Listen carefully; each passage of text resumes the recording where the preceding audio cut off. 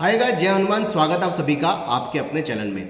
आज मैं आपको बहुत ज़्यादा इम्पॉर्टेंट कुछ ऐसे पॉइंट बताने जा रहा हूं जिसको मैंने पिछले इतने सालों में, क्योंकि मुझे करीबन काउंसलिंग के फील्ड में 14-15 ईयर्स हो चुके हैं।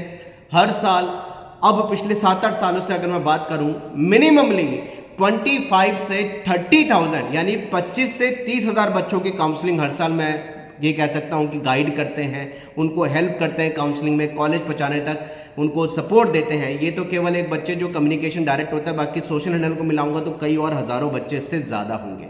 जब इन सब चीज़ों को देखते हैं तो ऐसा लगता है कि जेईई एडवांस का एग्ज़ाम होने के बाद जो बच्चे अगर ये सोच रहे हैं कि 10 जून से काउंसलिंग का प्रोसेस चालू होगा, जोसा काउंसलिंग तो 10 जून से चालू होगी, चलो तब जाकर के कॉलेज का सीक्वेंस बनाने का सोचेंगे, अभी तो क्या है थोड़ा एंजॉय कर लेते हैं या अपने टाइम को कहीं और इन्वेस्ट कर देते हैं, ये बहुत बड़ी गलती कई हजारों बच्चों से होती है। मैं आपको स्ट्रिक्टली एडवाइस दे रहा हूं, या जो बच्चे मुझे फॉलो करते हैं, मेरी बात को समझते हैं, मैं स्ट्रिक्टली आप सबको बोल रहा हूं कि प्लीज, आपका जेईई एडवांस का एग्जाम हो चुका है।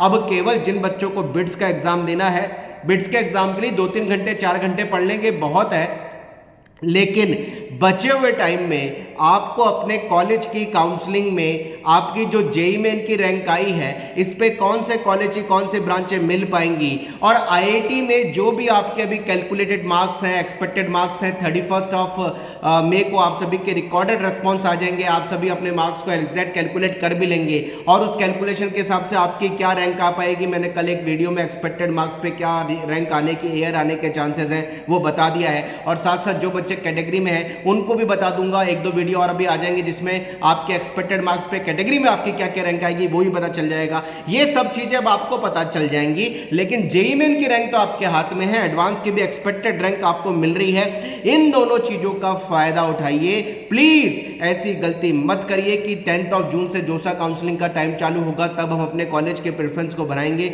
आपको मैं स्ट्रिक्टली बोल रहा हूं, 116 कॉलेजेस की 536 चॉइसेस को जोसा काउंसलिंग में भरा जाता है। इसलिए ये जो आपको 28, आज से मैं काउंट कर रहा हूं, 28 से आपके पास 9 जून तक का जो लगभग 12-13 दिन का टाइम है, इनको बिल्कुल वेस्ट मत करिएगा। अपने काउंसलिंग के सीक्वेंस बनाने में इनको इन्वेस्ट करिएगा।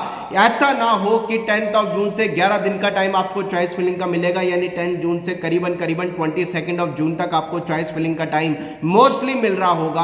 तब आप सोचें कि मुझे कॉलेज के सीक्वेंस को क्या बनाना है, कैसे बनाना है। मैंने बहुत बच्चों को देखा है कि लास्ट टाइम में उनकी छोटी सी की हुई मिस्टेक से उनका साल बर्बाद हो जाता है। मैंने बहुत बच्चों को देखा है कि लास्ट टाइम में वो इतने हौच पौच दिखाई देते हैं, पहले से वो कॉलेज के सीक्वेंस में थोड़ा सा दिमाग नहीं लगाते, बाद में दिमाग लगाते हैं। उस समय तो काउंसलिंग में चॉइस फिलिंग को भरना होने का टाइम होता है। उस समय तो आपको 11 दिन इसलिए दिए जाते हैं कि आप चॉइस फिलिंग को सिस्टमेटिकली भरो, क्योंकि एक बार जोसा काउंसलिंग में चॉइस फिलिंग को भरने में 4 से 5 घंटे का टाइम लगता है। जिनकी रैंक पीछे हैं, जिनकी रैंक अच्छी है, हालांकि वो आधा घंटा 1 घंटे में चॉइस फिलिंग कर लेते होंगे, लेकिन जिनकी रैंक थोड़ी सी 10-20 हज़ार 25 हज़ार के पीछे जेईई मेन में है या 5-7 हज़ार के पीछे जेईई एडवांस में, उनको 5 से 6 घंटे चॉइस फिलिंग में मिनिमम लगते हैं, और वो टुकड़ों में भी करना पड़ता है, कई बार रेगुलर करना पड़ता है। इसलिए मैं बहुत स्ट्रिक्टली कह रहा हूं, इस टाइम को बर्बाद मत करो। आप सभी को पता है कि आपका जेईई मेन का रिजल्ट क्या है, ऑल इंडिया रैंक क्या है, कैटेगरी रैंक क्या है, ऐसी आपको एक्सपेक्टेड मार्क्स पे क्या जेईई में आपकी रैंक एडवांस में आने के चांसेस हैं, या कैटेगरी में है उस पे वीडियो आ जाएगा, उसमें देख लेना कैटेगरी में क्या रैंक आने के चांसेस हैं। इन दोनों चीजों को क्लब करके जोसा की वेबसाइट पर ओपनिंग क्लोजिंग रैंक दे रखी है। उस ओपनिंग क्लोजिंग रैंक से थोड़ा सा अपना टेंटेटिव आइडिया लगाइए, उससे अपने कॉलेज के सीक्वेंस को बनाने में हेल्प लीजिए, ट्रेंड का आइडिया लगाइए, डिस्कशन आप बिल्कुल करिए। डिस्कशन आप बिल्कुल करना भी चाहिए, कौन सा कॉलेज की कौन सी ब्रांच को वेटेज देना है, ये कॉलेज की ये ब्रांच को वेटेज दें या दूसरे कॉलेज की दूसरी ब्रांच को वेटेज लेकर के डिसेंडिंग ऑर्डर में अपने कॉलेज के प्रेफरेंस को बनाना है, क्योंकि पहले आपको कॉलेज के प्रेफरेंस को बनाना है, फिर उसको वेबसाइट पे जाकर के भरना है। अगर बच्चे मुझसे पूछ रहे हैं, कई बच्चों ने बोला कि सर हम किसी काउंसलर को हायर कर लें, 10-20 हज़ार 25 हज़ार रुपए लोग ले रहे हैं, हम उनको अपनी कॉलेज का सीक्वेंस भरने को हायर कर दें। मैं प्लीज आपको ये मैं तो आपको यहां भी बोलूंगा, ये स्ट्रिक्टली आपको बोल रहा हूं, ये भविष्य आपका है।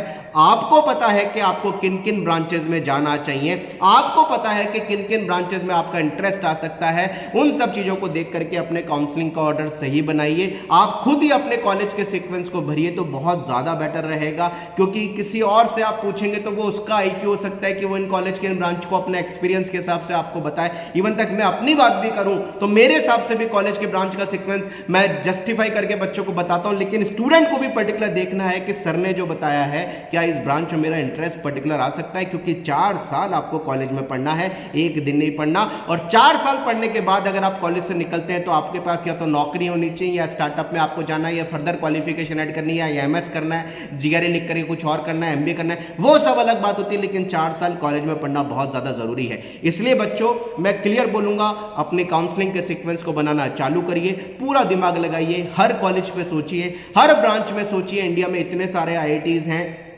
23 IIT में 50 से ऊपर 50 से ऊपर ब्रांचेस हैं, 32 NIT में करीबन 15 या 20 से ऊपर मोस्टली आप ब्रांचेस मान लीजिए। इनके सीक्वेंस को कैसे आपको डिसेंडिंग ऑर्डर में अपनी प्रायोरिटी में भरना है, जोसा काउंसलिंग की वेबसाइट जैसे अपडेट हो जाएगी उस पर तुम्हें पूरा बताऊंगा क्या बिजनेस रूल है, किन किन पॉइंट्स पे ध्यान रखना है। लेकिन मेरी ये इनिशियल बात ध्यान से सुन लो, अपने कॉलेज के सीक्वेंस को अभी से बनाना चालू कर लीजिए, डिस्कशन करना चालू कर लीजिए। ये टाइम आपने निकाल दिया तो बहुत बड़ी गलती आप कर जाएंगे, क्योंकि 10 जून से तो आपको काउंसलिंग के ऑर्डर को भरने का टाइम मिलेगा, और 11 दिन में उस समय इतने सारे बच्चे हौच-पौच होते हैं। इवन तक मैं अपनी बात भी करूं, मेरे को उन 11 दिनों में 25,000 से ज्यादा बच्चों की काउंसलिंग के सीक्वेंस को बनाना होता है।